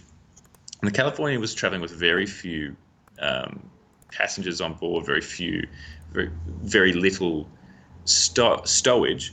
But one of the things that it did have a huge surplus of, and I've not been able to verify this, it comes from only 2 sources that I found. And again, I don't believe that this is necessarily true. It seems very conjectural because both of those sources are very, very conspiratorial. Is apparently the bulk of its storage was blankets and woolen jumpers. Okay. So this ship comes out during a coal strike. It has no reason to be really traveling. It has supposedly a hull full of woolen jumpers and blankets. It gets out into the middle of this ice field and then it stops and it just waits for hours in the middle of the sea. We do know that it stayed a long time out there at sea, but that's, it's totally reasonable. They're in the middle of an ice field, so you don't really want to travel at night. But there's this possibility that perhaps there was a plan for the Titanic for the Olympic, disguised as the Titanic, to go out, sink near the Californian, and the Californian to then be the ship responsible for the rescue. I don't know. It's misty at best. But it didn't happen. Well, that's the thing. The Californian didn't come to. You would think that if it had been prearranged, the Californian would be sort of more readily You would going think to ship's aid. But it's a real mystery. The mystery ships thing. There's also some other ships that were thought to be out there at the time, but we'll get into that in another day, I suppose. Yeah, I feel like what I thought was going to be one segment and it's turned into an episode is now a multi-episode series from Carlo Ritchie telling us about the other piece of human information. I think this is probably the best credible idea that they were trying to deliberately sink the Titanic. Comes from both human and structural, and that is it's been increasingly revealed over the last few years that the entire time the Titanic was at sea, there was a fire on board the Titanic. One of the boiler rooms, all the boiler rooms are attached to coal bunkers, and one of the coal bunkers had spontaneously combusted during the voyage from Belfast to Southampton. So there's not really much you can do when a coal bunker is on fire other than just sort of slowly try and get the coal out into furnaces. Strip it of its fuel. And there's a theory that because this fire was burning so intensely for so long, it structurally weakened the Titanic. Now, that is in itself an interesting reason for why the Titanic's hull plates were so brittle when they collided. It's also interesting is if the Titanic was going to be deliberately scuttled, then it would make sense if they were trying to generate some kind of internal explosion or some kind of disaster. Yeah, right. You can't rely on an iceberg. Imagine if they had planned for it to go down because of this fire they lit intentionally, and then it hit an iceberg, and they were like, well, job done. Good enough. That's the interesting thing too. No ship had been sunk before or has been sunk since by an iceberg. It was like a complete fluke that it happened. So it's this theory that perhaps it was being planned to be deliberately scuttled, but it's, again, a very spurious thing. Wow, a lot of parallels with an event that happened almost 100 years later. Now, if I could... I like that you're getting interrupted by your life now in the middle of this. What's going on in the room there? There's a party going on. We've got guests for breakfast, and it's getting pretty cold. I would love for you to flip the camera around and for us to see 9 people seated at a table ready to eat while you've been talking to me wearing tuxedos for half an hour about the Titanic. It's actually my wedding. Get to the juice, Carlo. What's like the single biggest piece of evidence? Because the bit that intrigued me most when I did a bit of cursory research on this was the JP Morgan connection. Because I'm always interested in the motivation, right? And what I had seen, and I haven't dug into this a lot, is that so JP Morgan was a huge proponent for a centralized bank. So I guess this was before the Federal Reserve Act was signed by Woodrow Wilson. The Federal Reserve was created just a short time after this thing, in 1920 or something like that, or 1919. So what I had heard is that JP Morgan had a bunch of rival bankers who were against the plan on the Titanic. Yes, there's little evidence for that theory. But that is the theory, is that some of the people who were supposedly quite anti-Federal Reserve, so things like Guggenheim and is it Isidor Straus, were on board the Titanic and were killed during the sinking, and people who were very vocal proponents for the creation of the Federal Reserve, J.P. Morgan, did not get on the Titanic. But then that said, there's actually very little credible evidence that Guggenheim was ever publicly vocal in his opposition to the Federal Reserve. So that's a tricky one. Right. Look, what's the biggest thing for you personally that would prove it? Yeah, there's a sort of compelling evidence to suggest this may have happened. So the most compelling evidence is that during the Titanic's the inquiry into the Titanic sinking, a number of people who were experienced either in the merchant navy or in just terms of being prolific, like you would say frequent flyers, like multiple journeys by ship, they were book dealers or whatever. A lot of them complained about the fact that the Titanic seemed to be constantly listing to port, which is what we know the Olympic was doing because of its structural damage inflicted by the Hawk. That to me is about the single best piece of evidence that this claim has going for it. But if I could be horrific, we've spent a long time talking about this, but we certainly have, Carlo. I've enjoyed it. There's one piece of evidence. I love this. I can tell. I cannot imagine how many hours you've dedicated that this is like in your brain at the ready. You don't even have notes for this. My breakfast guests are really sick of hearing about it because I'm going to I understand. There is one very important piece of evidence that completely refutes this entire theory, completely debunks it. And one of the best things you can do after this is go on and watch, I don't know what they put them on YouTube. You might have to do some digging. I'll try and find them and send them to you, Tim. You can watch some of the lead proponents of this conspiracy being shown this piece of evidence and watching their entire worldview crumble. And that is... Wait, so this disproves the conspiracy theory? Yes, exactly. Okay. Is when you build a ship, in those days, all parts of a ship were custom built. So every time they built a propeller, every time they built some kind of plating or anything that was being designed and built for these ships had to be custom made. And so all of them were stamped with a number which corresponded to the ship. So the Olympics number, and I maybe get this wrong, but only by a factor of 1. The Olympics number was 40. So every piece of the Olympic was stamped with 40. Mm-hmm. The Titanic was 41. And so every piece of the Titanic was stamped with 41. This is why you do this shit. So that 100 years after the fact. Yeah, because in their minds, they were like... chip-eating conspiracy theorist on the couch can be proved they're like, wrong. this ship's never going to sink, so we just really want to make this mark on it somewhere so that 100 years from now, we'll know it's the same ship. Because by then, it'll probably have had 6 different names. So anyway, sorry. So they found, I'm going to presume, the correct number that was supposed to be on the Titanic's propellers were exposed when it crashed. The stern of the ship sank basically flat on it and completely compressed down on itself, which lifted the propeller section up, the propellers at the base, and the propellers, of course, have the Olympics stamp. I have the Titanic stamp. What am I saying? The correct one, the one that you would expect to be on the Titanic. The Olympic never sank. It survived until the 70s. It was kept in Belfast. This guy was like, I'm going to keep this ship. But then he ran into huge amounts of debts and had to sell the ship. It was bought by the British and they scrapped it into scrap metal, which is a real shame because they'd waited 20 years. What an attraction that would be. Beautiful. But that ship was preserved, and when it was scuttled, what do you think the numbers were on that ship?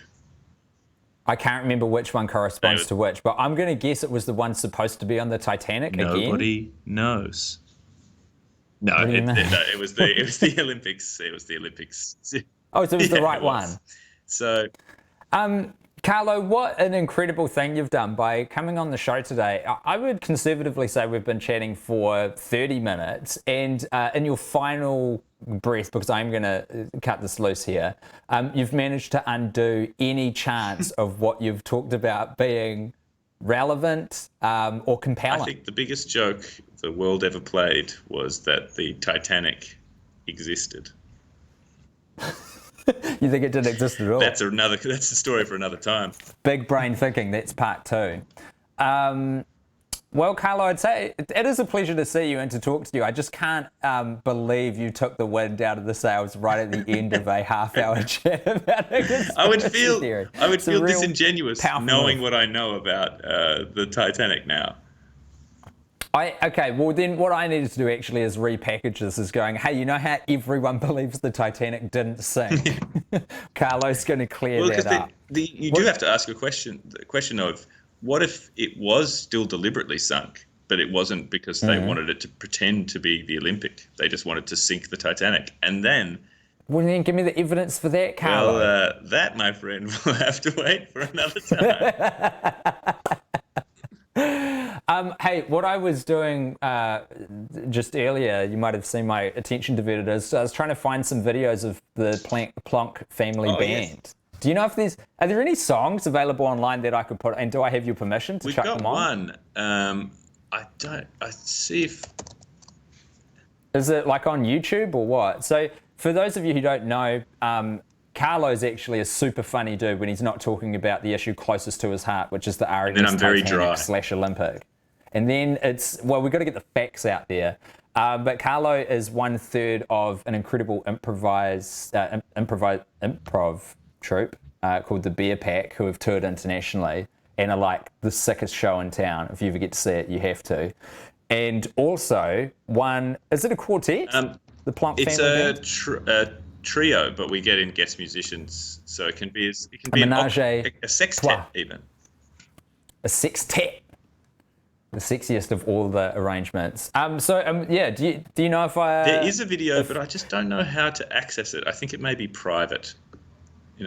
Well, that's probably not going to be good for me either. I would guess. So, you go and seek it out. Maybe is there a band? Do you want to put it on this stream right now? I think. I can get it right. I can get it for you. But will I be able to access it? I think so.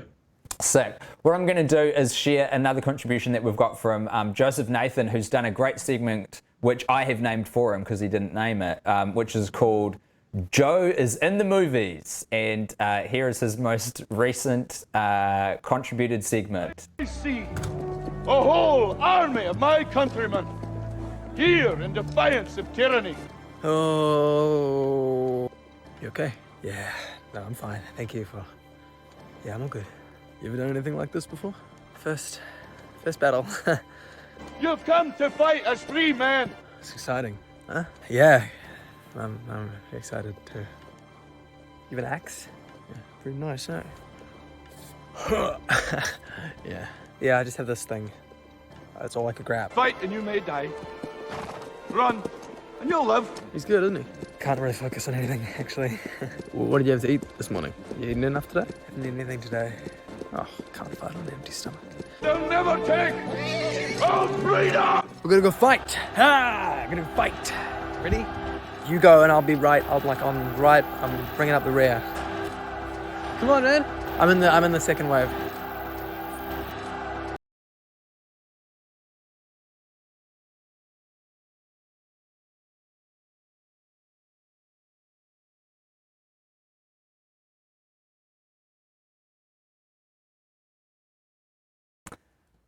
I was just finishing off my call to Carlo Ritchie, who has sent me through hopefully something that'll work. This is, okay, this looks promising.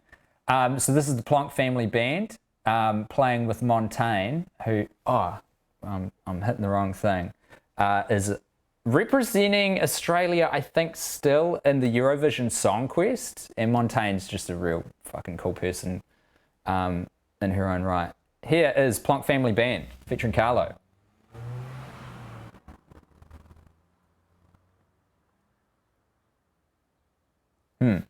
Actually, I'm not sure if that audio is working, folks. You might need to tell me.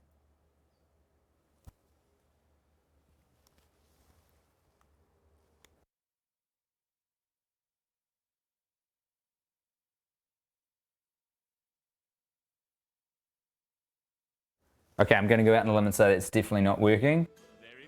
Oh, here we go. Hopefully. This is very quiet. I don't know if it's going to be loud enough. Up in the great northern state. You haven't heard of it because it hasn't become a state yet. All right, everyone. I'll be quiet. You crank your volume. Actually, is this going to... No, this isn't going to be workable. It's too quiet. I'm sorry, folks. What a little cock tease from me. But go and look it up yourself. High production values there. Plonk Family Band. I don't even know if you can see it, to be honest. It might be off limits to the public. No audio, Tim. Yeah, I hear you. I hear you. But it looked good, didn't it? Looked fucking good. Maybe I'll play that on the next episode. Okay, what other contributions have we got? We're in overtime now, folks. We're trying to keep these streams down to 90 minutes. But you know what? When the truth needs to come out about the RMS Titanic / Olympic, the truth needs to come out. It's the pirate episode, for crying out loud. I think maybe we might sort of cap things off there. People have got days to get on with. You know, you got things to cook, things to clean. Maybe you're doing a job at the moment. I don't know.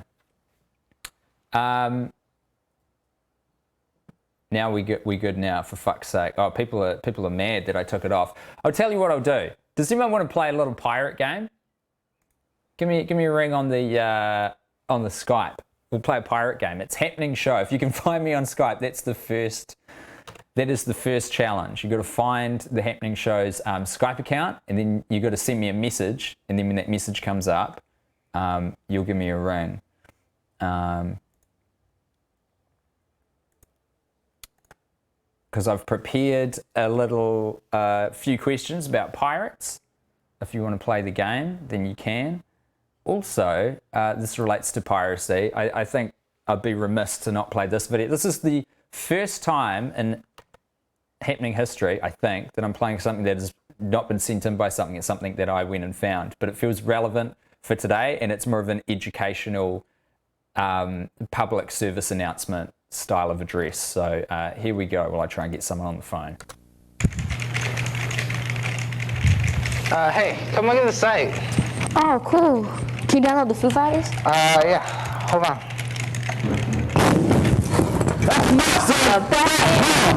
What'd I do? You know it's illegal. Download copyrighted music. I'm taking you in.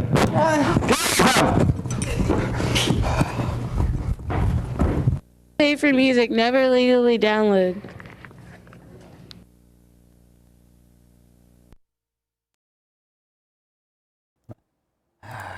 Man, I don't know what year that was made in, but it's pretty fantastic. And it's truly a message for our times, you know.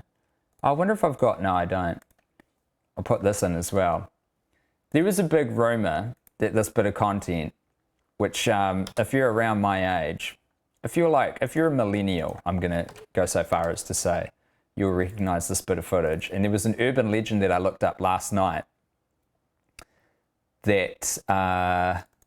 it featured pirated music itself, and I looked further into it and I was fucking devastated to see, much like finding out the Titanic probably actually did sink and everything's above board, I was devastated to find out that it didn't feature pirated music. But y'all fucking remember this?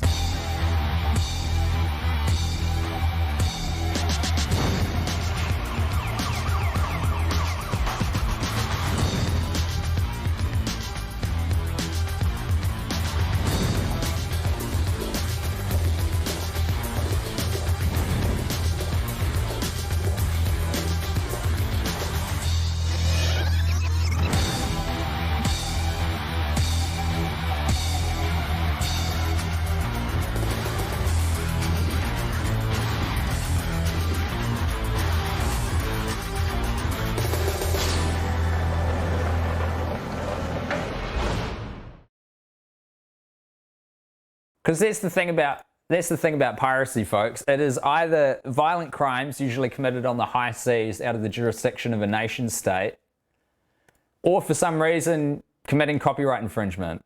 Those are the same things.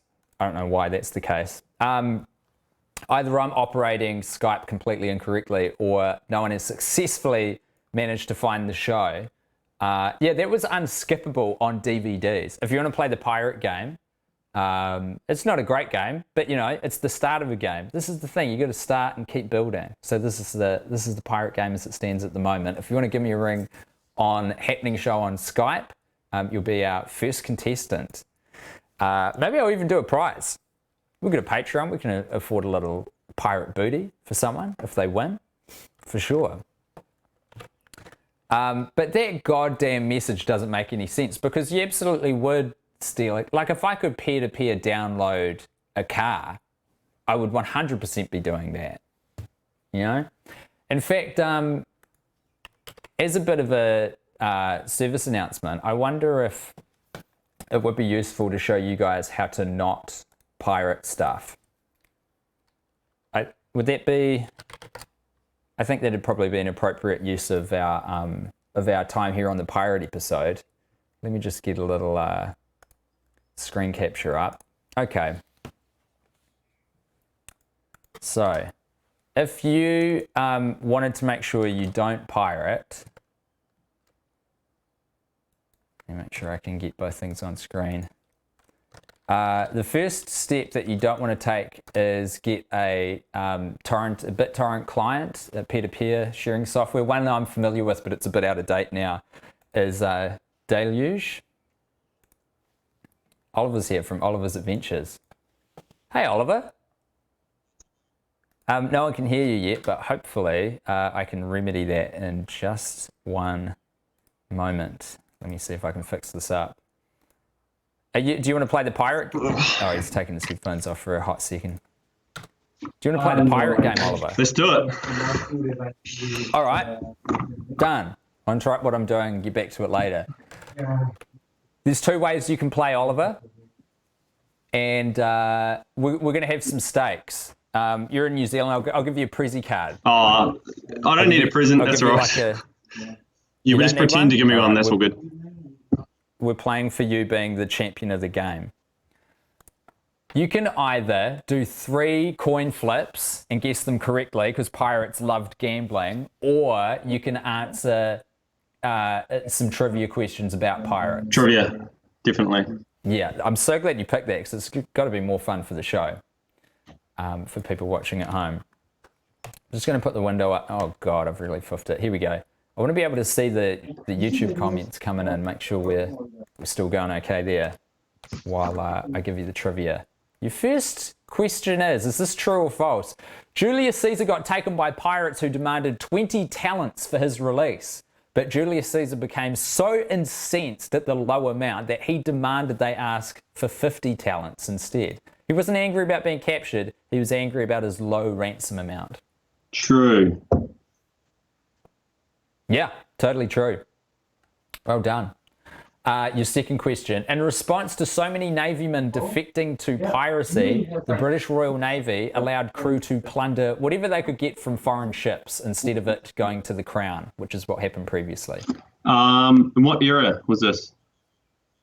This was, I believe, in the 18th century, the 1700s. I'm going to say true as well. Yeah, that's absolutely true. It became the only way that the British Royal Navy could basically compete with piracy as a life option because they were earning so much. In fact, I was reading about, there was one case where there was a naval ship that because of this, when this new rule came in, each crew member managed to pocket over what would be $1.3 million in today's money, US. I played the Pirate King in our school production in 2008. Should have sent you in some footage for the show. I think you've been prepping for this moment exactly. For a very long time.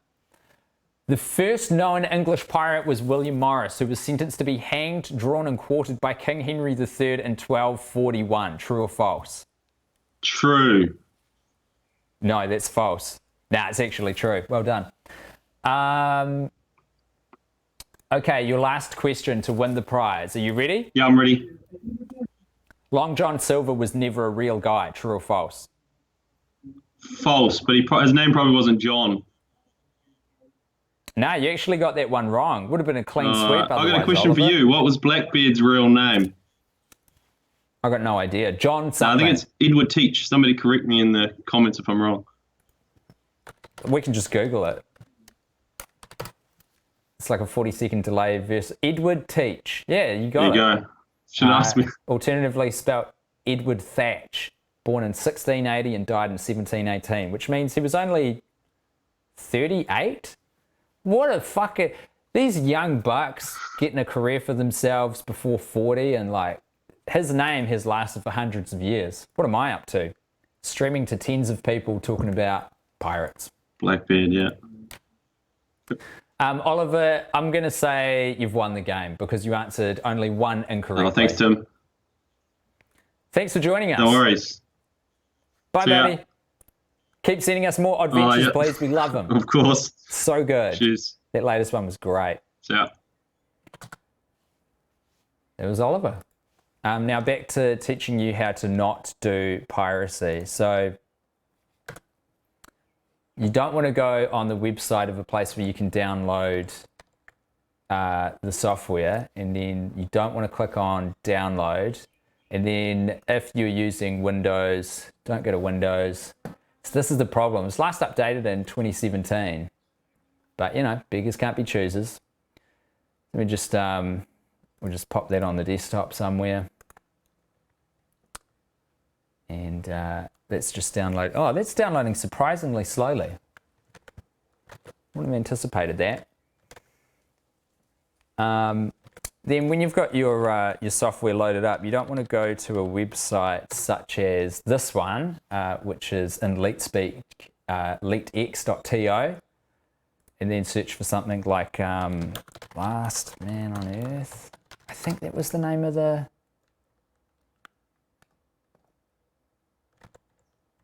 There was, here we go, I've got a few windows open now. Now we're juggling, just like a pirate.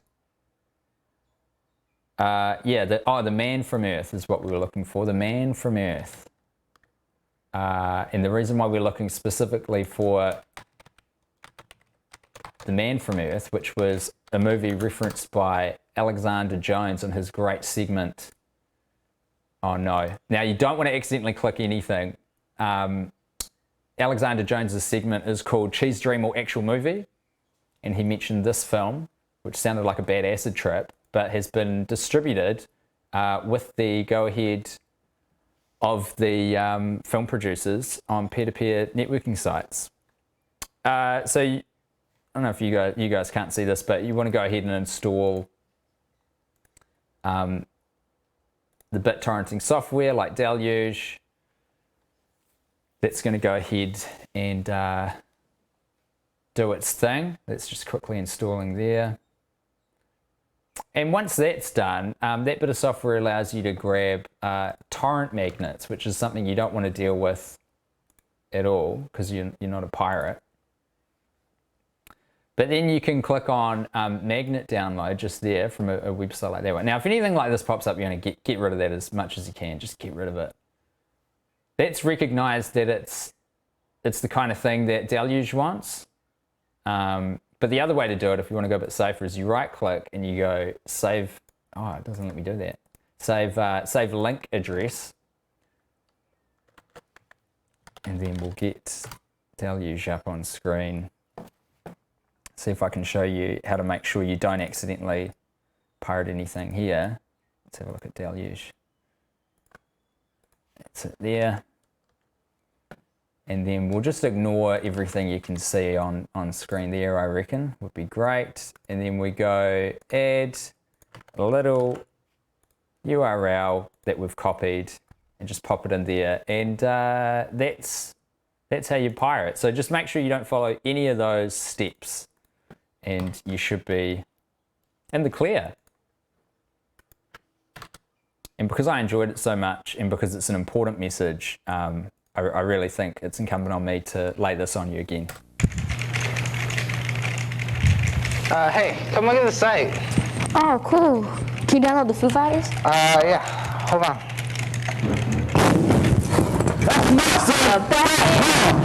What did I do? You know it's illegal. Download copyrighted music. I'm taking you in.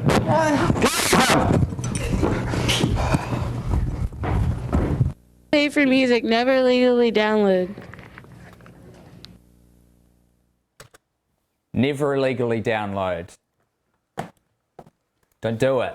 Hey, that's been our pirate episode. I reckon we should lob it off there. We've been broadcasting for 2 hours. I tell you what, we started on time. I got an eye patch and I wore a hat for a bit. It hurt me a lot. We took to Carlo, Ritchie for, if we're all being honest, probably slightly too long. But God, I love that guy. And I loved hearing about how the Titanic may or may not have sunk.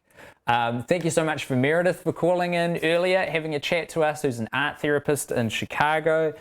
Great to chat to Oliver just now to play the pirate game with him. This is the use of a comment section. A big debate is raging on which peer-to-peer software you should not use to torrent stuff. So BitTorrent seems to be an early front runner. You're going to watch out with them too, because if you play in this sandpit, there's a lot of them that have got like built-in Bitcoin miners for other people, so it uses your computer to start mining Bitcoin, and there's other nasties in there. They're exploiting the fact that you may be trying to get some stuff for free, so they're like, are you going to tell the cops? Go for it, mate.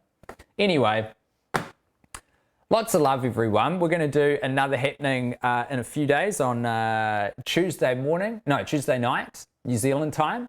That is our regular slot. And should we do a theme? Let's do a theme. The theme is the great outdoors. So we'll catch you then. Thanks for tuning in, everyone. It's been a pleasure. Go to happeningshow.com. If you can, throw us a bone on Patreon. That would help ever so much. And join us in all the bullshits. We've got the Twitter and the Instagram and the Facebook. All the links are there for you at happeningshow.com. Until next time, my beautiful viewers, take care of yourselves and avast, me hearties.